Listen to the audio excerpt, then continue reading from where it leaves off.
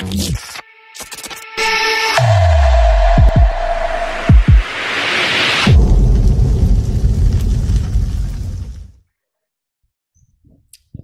welcome to the Plug Into Your Life podcast. I have Phelisia here, and I am so excited for this conversation as she works in hypnotherapy. And I've heard so much about this technique and this practice, but I've never actually experienced it. I did do a quantum healing hypnosis therapy session a couple of times where they use, I think, similar things of hypnotism where you kind of go into a deep state and then you walk through like past lives. But Phelisia, thank you for being on here. Yes, thank you. I'm very excited to be here with you. Yeah, and you work specifically helping people with all kinds of different things with confidence and weight loss and mostly with women, right? Yes, I do. Yes. Okay, so I'm kind of excited. So before you got into this, this show is all about transformation and kind of stepping into your superpower. And what was your life like before, and how did you get introduced to hypnotherapy? Well, so I was a teacher before. Okay. So for about a good 20 years, I worked as a teacher in primary school. So this is with children aged between 5 to 11. So very different from, as much as I would have liked to have used hypnotherapy with some of the children. It was a very different, very different arena, very different life altogether. And it's probably going back even further still, even before I was a teacher. I was, I planned to be like a translator, and I actually studied languages at school, but I kind of dropped out of school, out of university rather, the first time round, and was just sort of drifting. And it was actually an illness that prompted me to go back and study and actually become a teacher in the first place. And that for me was the big life-changing event that happened initially. And that was going back to be a teacher. Yes, yeah. Well, that was just to go back to university, actually study for something, and get a career and kind of get my life going again. Because at that point, I didn't have a focus. I wasn't really, I was quite happy just kind of drifting and not really focusing on much, and just going from one job to the other.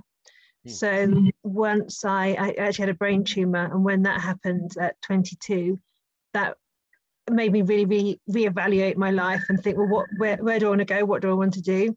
And that then made me think, well, maybe I'll be a doctor or a nurse. Like the doctors and nurses, it really helped me, but seemed like too big a thing for me to do. Plus I hate blood and I hate bodily fluids and things. So that was out of the question.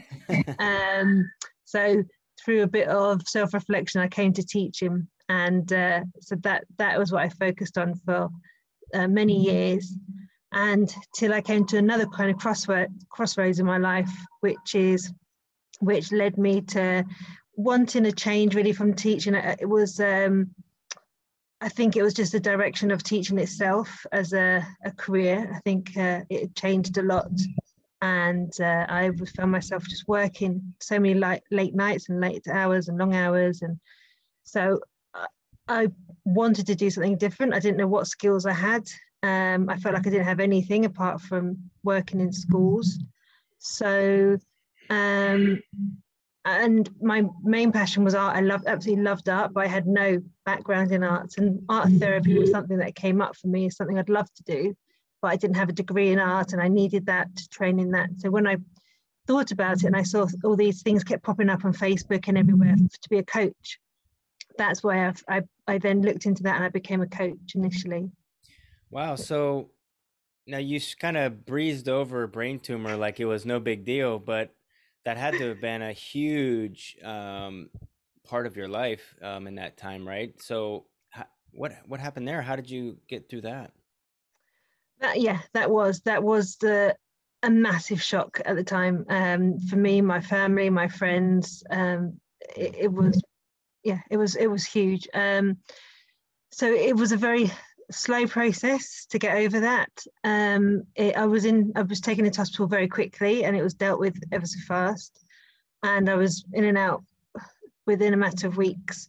But it was the process of I lost my my peripheral vision as an after effect of that. I lost my sense of smell and more than double my weight, all my hormones, because they cut into my pituitary glands and my hypothalamus to really get this tumor out, and they damaged my optic nerve. So a lot of my hormones got damaged as well in the process of it, because this is going back to 1999. So it was, technology wasn't as precise as it is now. Wow. And so there was a lot of big changes. So I came out of the operation thinking, my life was over. I was thinking that I needed a guide dog. I couldn't do anything. I really felt that was it. As a 22-year-old, I suddenly doubled my weight, and I just thought I couldn't see, and I just it was a huge thing. The surgery was one thing, and come to terms with the tumor, but then the after effect was everything else. So I think it was really drawing on I'm a very optimistic person, so it's partially that, but also just there's determination, there's the support from my family as well, and it was either kind of I could just sort of curl up in a ball and hide myself away, or I thought, right, I can see this as kind of like a kick up the bum. I can see this as this is like a second chance at life. I've been given this opportunity. I've just got through this, and I've got this opportunity to have another go, to do all those things. I dropped out of university, had the opportunity, and I dropped out. I was studying to go and travel in South America, and I wanted to do this, and this, and I just kind of messed it all up. So I've got this second chance, which is why I wanted to go back to university and do something. I wanted to have another go, another chance to do things. So that's when, as best as I could, I got my health together. My brain obviously, decided that my eyesight wasn't as bad as I thought it was initially. I did bump into things all the time, and I've got a bit of a blind spot in the middle, but it learned to cope with that. And I do have to. I can't drive, obviously. I'd be a danger on the road. How many years did you go through that? Of the after? It was. It took a good 6 months just to get some of the medication right. It was probably about a year in all before I was sort of back, kind of on my feet and walking around. My weight, it was an ongoing battle. Because I was trying diets, I was trying weight programs, I was, exercise programs, I was trying everything, and nothing seemed to be helping with it. And I, got frustrated. I tried stopping some of the tablets I was on. I was convinced it was them, and obviously that didn't help at all. So that was a really frustrating. I think that for me was the worst point, being a female and being that age and going from one side to another side so fast, and just seeing reaction from people. To me, being a very, in English terms, it was like a size 10, which I don't know if it's a size 2. I don't know, it was a very small size, to then being so big. So obviously the way people reacted to me at the size 10 and then suddenly a size 20, it was a huge change. Wow. So that really affected my confidence as well as my own self-esteem. Yeah, I can imagine that. So, that story in of itself is really powerful. So, could you kind of go over, because I'm sure there's people listening that are going through some type of trauma or traumatic experience like that. What would you encourage people, like, was there like some type of practices that you did to kind of get yourself out of that kind of depressed self-confidence state? And was there, do you have like any type of suggestions for what pushed you through, or coming out on the other side of that? Yes, it's, at that point, I didn't have, now I know so much about NLP, CBT, so many different practices that then I didn't know anything. So for me then, it was just taking every day as it came. And there were some days that were good, and there were some days that were bad. There were some days that things would really set me back, it would, and a lot of it probably came from my own perception. A lot of it was just, I would think, so I would, someone would look at me in a certain way, I would think, and I was thinking, oh, that's because of my size, or they've spoken to me like that because of how I look. And I would think everyone was judging me. And I think sometimes I do still hold on to that. I still think, I feel there's a lot of judgment, but I've done a lot of work on that using different things now. But at the time it was, there's small, I think it's definitely needs to take a lot of small steps. I think it's you're thinking about the little battles you can win every day rather than the big fight. And it is about, what can I do? Whether some people, journaling really helps them to get their emotions out. And it's all about thinking about what are you telling yourself. So rather than beating yourself up, rather than saying negative things about yourself all the time, thinking, things about, whether it's your body or whether it's your mind, or whether there's something that you've say negative things all the time. Just first of all, just catch those thoughts. Notice them is the first thing, I think, is the first step towards it. And once you start noticing them, then you can start turning them around and just say neutral things initially, and then you can turn them into more positive things. Wow. And there's a lot of science behind that too. I've had a lot of people on here that I think having that awareness of your thoughts is probably the first step to any kind of change, right? Yeah. And then, so what you're suggesting is, look, you're going to go through this tough time. It's okay. Don't beat yourself up, and you're going to have good days, bad days. But when you become aware of these thoughts that are degrading you, or latching on to these negatives, just kind of go to a neutral place of, you know what, okay, let's think about this, and then try to transform that into something positive, or something that you can focus on. And then through that process, I assume that you would eventually evolve, and eventually you come out the other side, right? Yeah, definitely. And obviously not all trauma is a physical trauma. There's all sorts of different traumas. So again, just talking to people as much as you can. And you may think, oh, no one wants to hear about this, or no one wants to go through this with me, but so many people will be there to support you and will want to help you. It's just amazing. I know when I first was then out and about again, it was almost like my own therapy, I guess. I had to talk about it all the time. I mean, I think my mum thought I was nuts. She was like, well, why do you keep talking about this, telling everybody? I think she almost thought it should be kept private, but I just had to keep telling people. I was just telling like strangers on the street almost. So it's like I go and buy a coffee and I had to tell people. It was almost like me justifying it to myself as much as telling other people. Like, I don't know, it was a strange process I kept going through by retelling it over and over again to people. I think that's actually, well, I think that's actually powerful, because sometimes people do have that feeling like, I can't tell anybody, I'm different, or I'm weird, or something's like, people are going to judge me. But getting that out, I mean, I think that's why therapy is so empowering, because what I've learned through science is that when you stuff that stuff down inside of you, it ends up manifesting itself as some type of other disease or other complication. So it's probably really important that you did that, I think. Yes, that's it. There's a book. I'm going to get all the title muddled up, but there is a book about how the body will speak. Like the emotions that we hold in is going to come out somewhere else. So if we hold all these emotions within our body, it's going to come out in like a bad back you're going to constantly get, or a pain in your leg. So it's going to come out in your body somewhere. So if you stuff, like you said, stuff the emotions in and hold them in over years and years and years, it's going to leak out in your body as a pain. So it is. Yeah, emotion means energy in motion.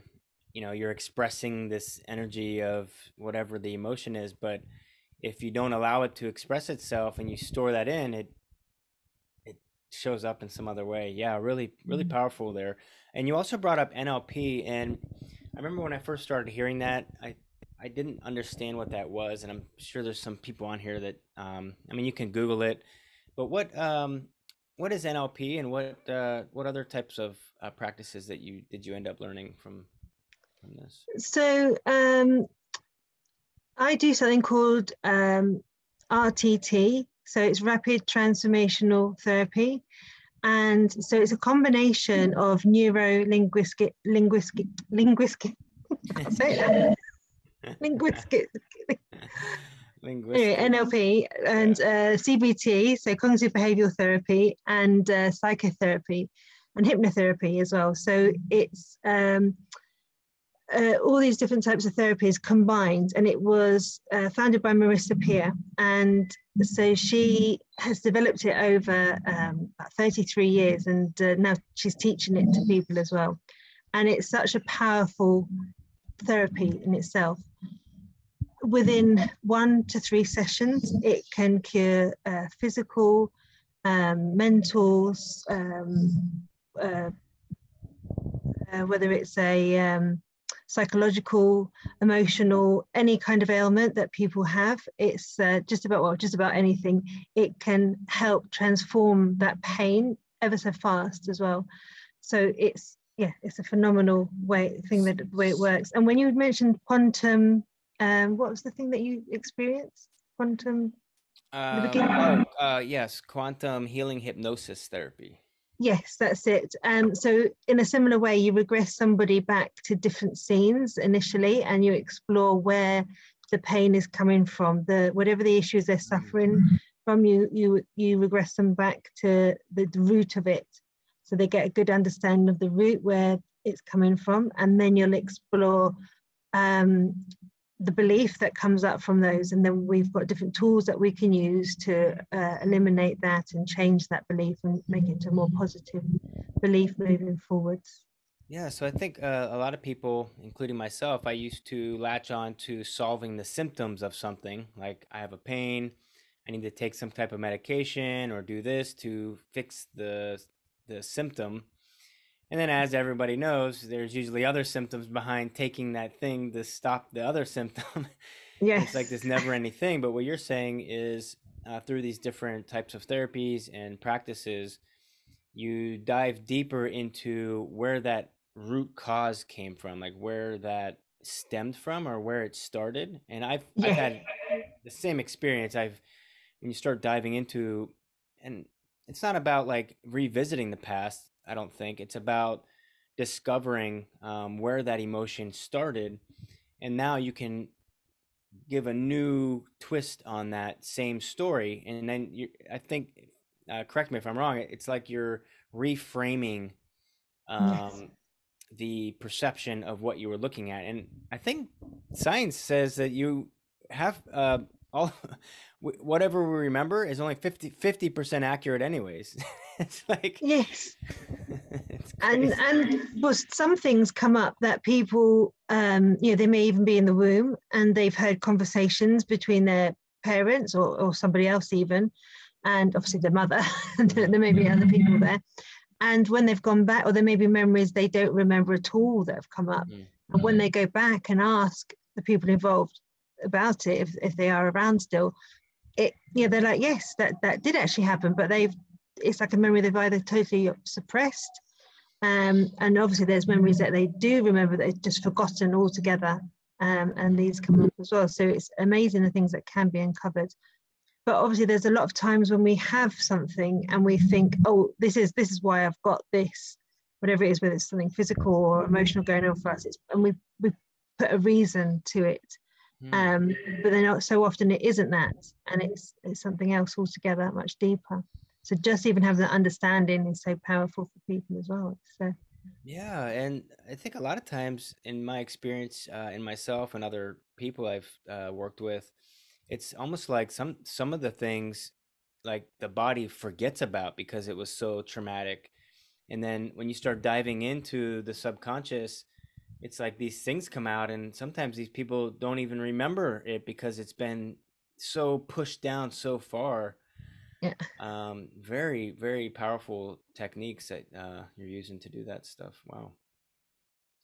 So how does that look? So have you ever tried having somebody quit smoking? Um, what does that look like for someone that's interested in something like this? Yeah, so first of all, you just do a pre-session, so you get all the information about what's going on for them at the moment.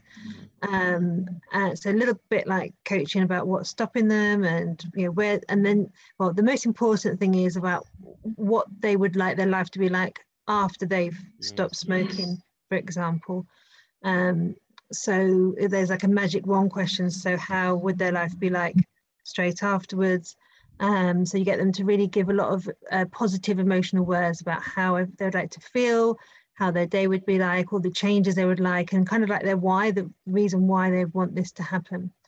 So as much as you can get from that pre-session is really useful, because this all goes into a transformation that we record in the session itself, and then they listen to that afterwards for the next 21 days or more, because that's what you need to transform this habit.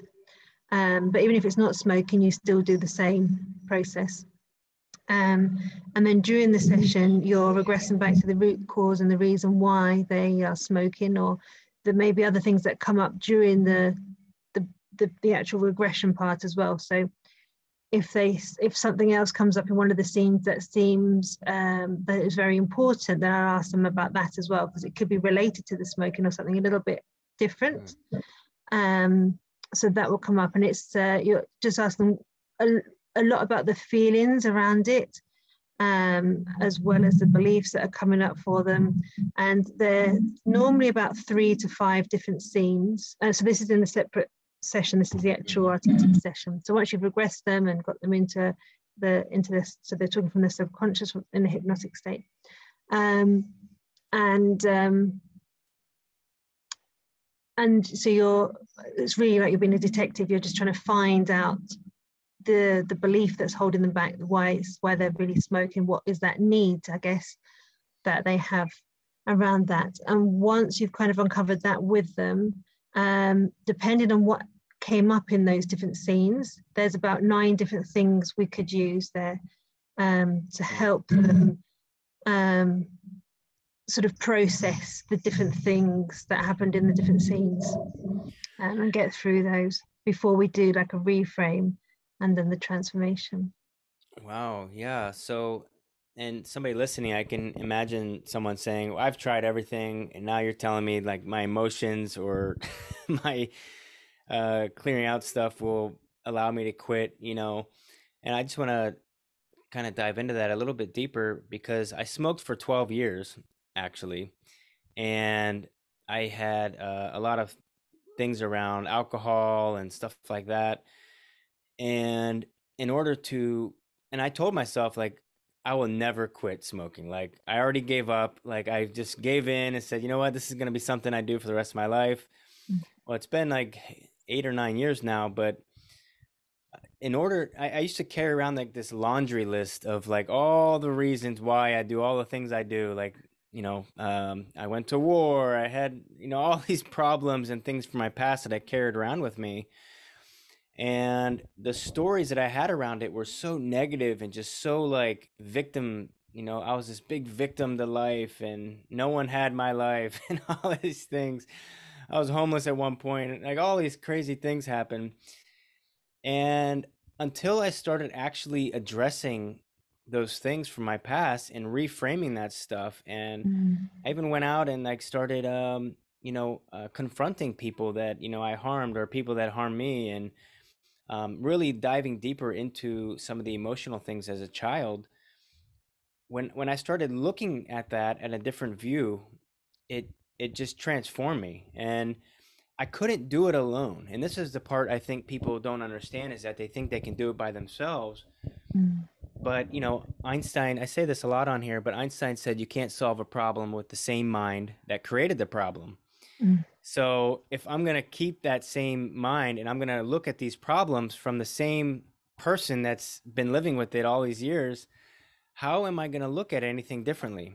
So having someone like yourself, a coach, somebody that has either gone through the process or understands how the mind and body work, you will save yourself years off of your life. And having someone like yourself and these tools to go back in and look at some of this stuff and reframe it, I mean, it truly, I mean, it became no effort to me to quit smoking. It was like one day I just woke up and I didn't want to do it anymore. It was just like Yeah. this weird like shift of I don't like it. Like I'm Yeah. done with it. And I just stopped smoking. And it was because of that clearing out all this stuff inside. And I wish I would have heard of someone like you because it took me years to reach that place, you know. But really powerful stuff. So anybody listening, yeah, and I just want to plug in. We're gonna put your email and other links down below. So if anybody is interested, before we get to the end here, we're gonna put your stuff down below. Go ahead down below and contact Phelisia and have a session and see how it goes. Right? Yeah, definitely. Yeah. Yeah. So okay. Brilliant. So you started doing this stuff. When was the first time when you started learning these things that you realized how powerful these tools were? Like, what was your first hypnosis? Hypnosis. Yeah. Well, it was back in 2019, and well, it's just amazing. So, first of all, when you're still studying, you're doing it with partners. So you do lots of it while you're with the other graduates together. You're sort of practicing on each other every week, and it's just amazing. Even with that, and that's how I lost a lot of the weight, because I got to a certain point, and it was just frustrating. I just couldn't. Diets just don't really work at all. You sort of lose a bit, you put it all back on again. You lose a bit, put it all back on again. But for me, I couldn't even lose a bit really at all, because it my hormones and the way my body was working. I was on steroids and all sorts. I still am on steroids. But it's with the RTT, I was able then to let go. My body was able to let go of this weight that it wanted to hold on to. So it was just fantastic. Wow. So learning allowed you to lose the weight that you wanted to do. Wow. Yes, That's cool. yes, Just because in I the had this. classes. Yeah, I had the sessions done on me, as well as me working with people doing it on them as well. So yeah, Now, it's the first brilliant. time you so the first time you started doing it was in the class. And then when you ended up having your first like client or first person that you did it on, how did that go? Was it cool? Yes, very cool. It's brilliant. Yeah, it's um, you just try everything at first. You do anything, and then I wanted to specialize in trauma first of all, and then I thought about weight. So I'm at the moment, like I said, I'm specializing in weight.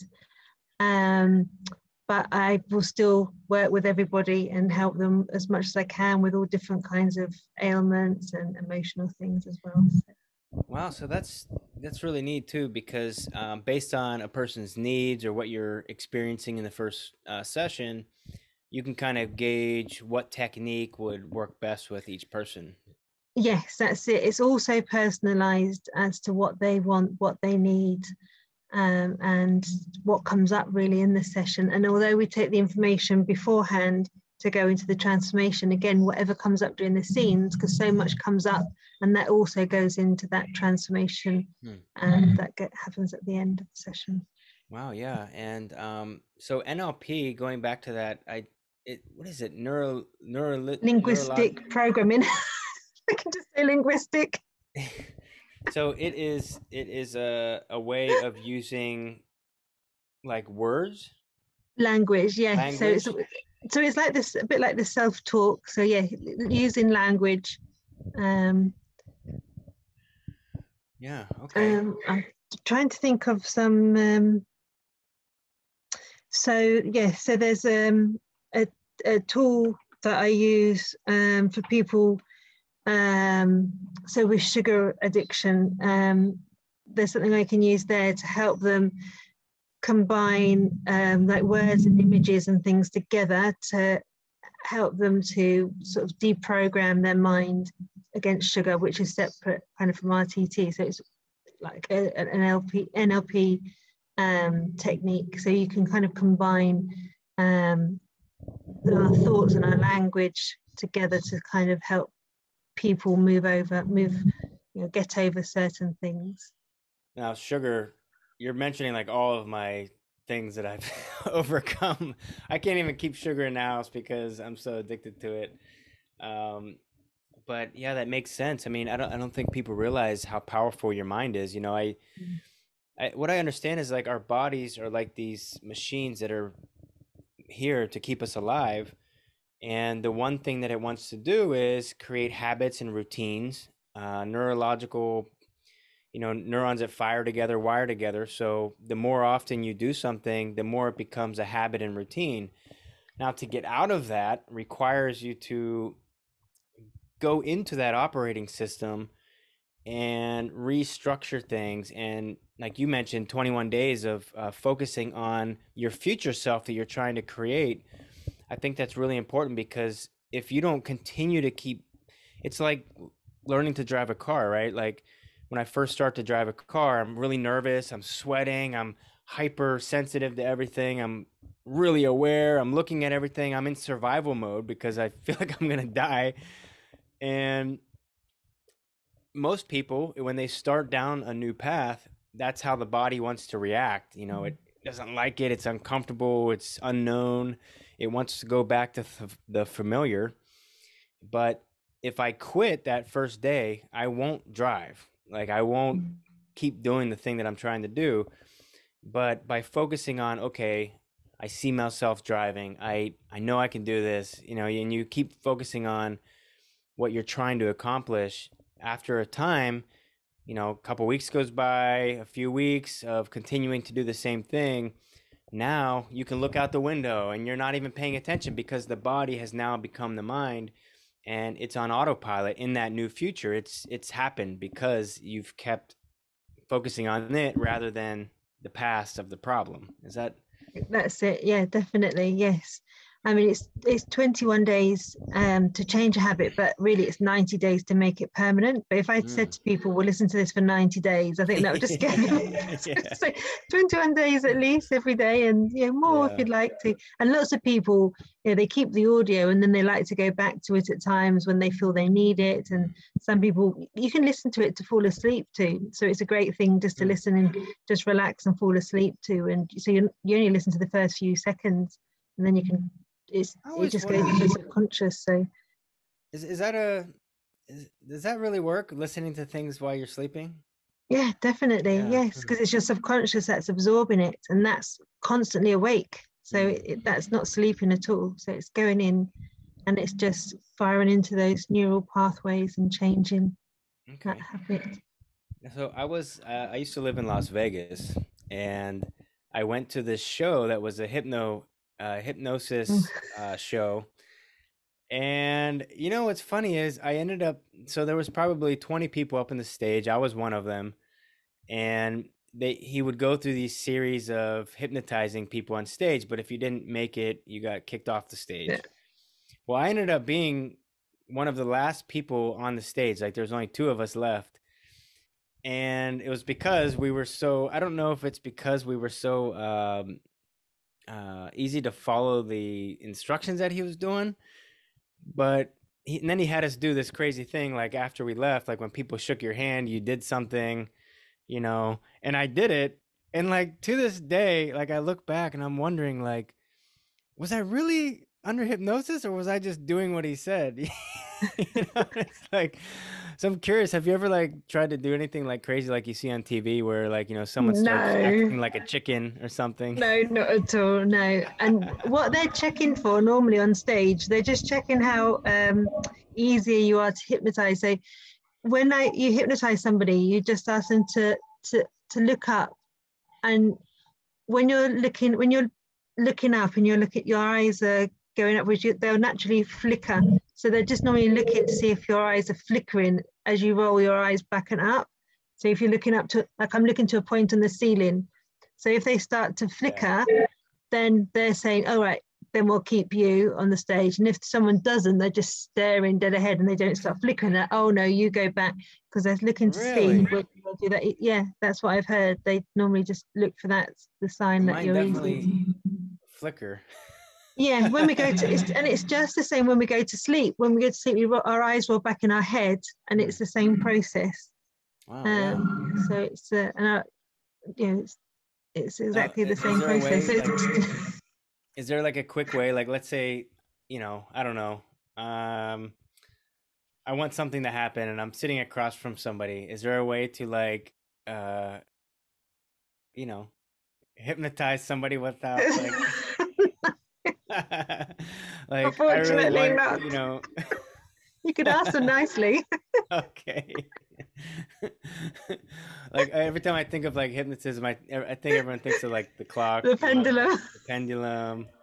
You're getting sleepy, But you hear like crazy No. stories too, like people going into these things and like these crazy stories happening. Um, so it makes you wonder like how suggestible we are, and it also makes you want to pay attention to what you're allowing into your subconscious without knowing it. Well, yes. I mean, so first of all, we go into hypnosis so many times a day anyway. So driving a car, you go into hypnosis. Surprisingly, you're doing the washing up, you go into hypnosis. Watching the television, you go into hypnosis. Hypnosis just means a deep state of relaxation. Hmm. So it's just that when you're just doing something, when you're on autopilot, that's hypnosis. So when I say driving a car, is when you do that regular journey backwards and forwards, and you do it, and you're like, oh, I don't even know how I got here. I don't remember doing that same trip to work or same trip to the shops. You just don't remember it because you're in autopilot. Your conscious mind was thinking of one thing, and your subconscious was just doing that automatic thing. You don't even remember doing it because you're just on autopilot. So Yeah, now that whoop, I just heard something. That's the autonomic nervous system, right? When it becomes the body becomes the mind, and you go into yeah, you're driving a car and you drove yeah, for 30 minutes and you don't even remember looking at anything. Like you're just yeah, staring into space. That's hypnosis. exactly. So you're in the same kind of state as Hmm. hypnosis. So when I'm working with someone and I just put them into hypnosis, it's just a deep relaxation. So if they're in, I quite often do it like this over Zoom.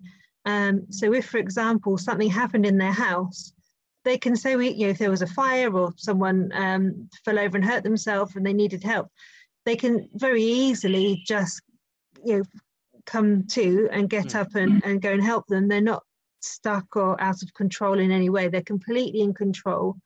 They can they might be a little bit dozy for a couple of seconds, but they can very easily Hmm. get up and do things. They can easily just, if they suddenly need to go to the toilet, they can just get up and go. They're not, Hmm. I haven't got any deep control over them that Got it. they've lost control as it is or anything. Yeah, So that makes sense. And yeah, and it kind of makes you think too. Like I think that might be why meditation might be so powerful because yes, you're allowing your mind to quiet down. I think they say, your mind thinks 70 or 50 to 70,000 thoughts a day. 90% of those are from yesterday, and 90% of those thoughts are negative thoughts. It's like if you could just quiet your mind long enough to, access those programs that you've allowed yourself to fall into, you can change that stuff. yes, Yeah, yes. really powerful. Okay. As we get to the top of the hour here, I'm curious. So we already mentioned if anyone's interested in any of these things to reach out to you. We'll put your email and links down below. But if someone's was there some book or something in your life that impacted you in a big way that somebody could check out today? Um, oh, probably quite a lot of books. So I guess what first got me into rapid transformational therapy was one of Marissa's books. That's Marissa Peer. So she's got Ultimate Confidence is one of her books, but also oh, I'm never going to get his name right. Beyond Belief by I always want to say Bill Bryson. It's all right. Beyond Belief. All right, beyond belief. Have you got the internet there now? Yeah, it's okay here. Beyond belief. Yeah. Okay. And what about your brain tumor? Was there something that you kind of latched onto that was motivating that allowed you to get out of that? That if somebody's struggling right now, they might be able to check out or watch a movie or something that really impacted you?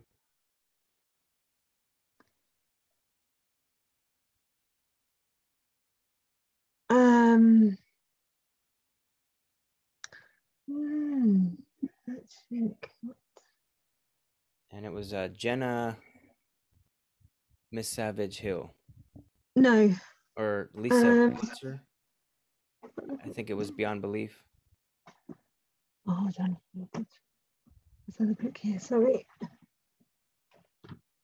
Oh, no, that's a different one. That's about Scientology. Bruce Lipton. Bruce Lipton. Oh, okay. Hmm. Um,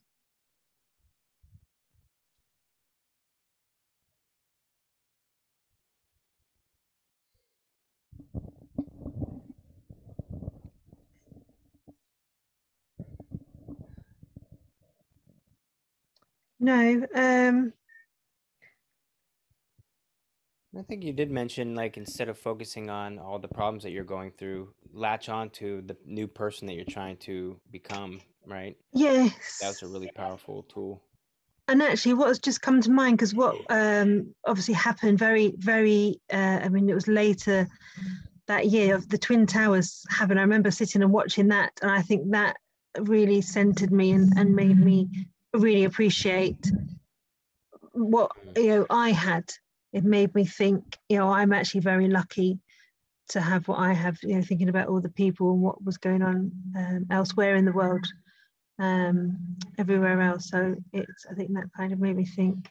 Wow, yeah, and I To, heard a story of, whoop, I'm sorry. Yeah, I heard somebody was telling a story about, like, oh, my life is so bad. I have this going on or this going on or this health issue or this problem, and somebody said, "Oh, really? Because, right now somebody's walking 10 miles to get clean water." And then they say, "Oh, yeah, that's bad." Well, is it? Because there's someone else that doesn't have any legs and they can't even go get water. Is that bad? Well, maybe. Right now there's somebody else that has this problem, and it's like if everyone sat around in a big circle and everybody put their shit right in the middle, everybody would grab theirs back. yeah, exactly. And I see the Paralympians, and I think how phenomenal they are, and the things they've been through, and the achievements they've made, and the strength, the determination. So I think there's so many inspiring people out there, and the things they've done, and the things they've been through. Yeah. You can get a lot of strength through looking at people and thinking, wow, I can do this, I've got this. And there's a lot of people that can help you get strength at those times when you feel, I mean, there's still days you get low and there's nothing that you think there's nothing that can help you, but then the next day there's something, and there's always someone you can ring. I mean, whether you haven't got friends or family, there's always that Samaritans, or there's a phone number of someone you can ring to chat to somewhere. Yeah, really powerful. Find somebody, I think for me anyways, hiring a coach 4 years ago was the most impactful thing I've ever done in my life. And it doesn't have to be a coach, but finding someone that, encourages you and pushes you and wants you to become better, I think is really, really powerful stuff. Um, yeah. Now, is there a question that I did not ask you that you want to share with anybody today? um, I think we covered everything. no, I think you've covered everything. Yes, you've. All right, great. Uh, Man, well, I want to respect our time, and I just want to thank you, Phelisia, for being on here today. Thank you so much, Sinan. Yeah, and everybody, this has been a really powerful discussion. If you're interested in hypnotherapy or all these other tools that Phelisia has available in her back pocket to help you, maybe you're trying to lose some weight or overcome some trauma or thing in your life, and you're looking for other tools, or you've tried everything and you're looking at some different things to go through, especially any women in the career field that are struggling in their lives, reach out to her. We'll have the links down below. Very powerful techniques and tools, and you can, I'm sure, Google all kinds of testimonials of people finding transformation through these tools. So plug into your life. Have a good day, and thanks again, Phelisia. Thank you. Bye bye.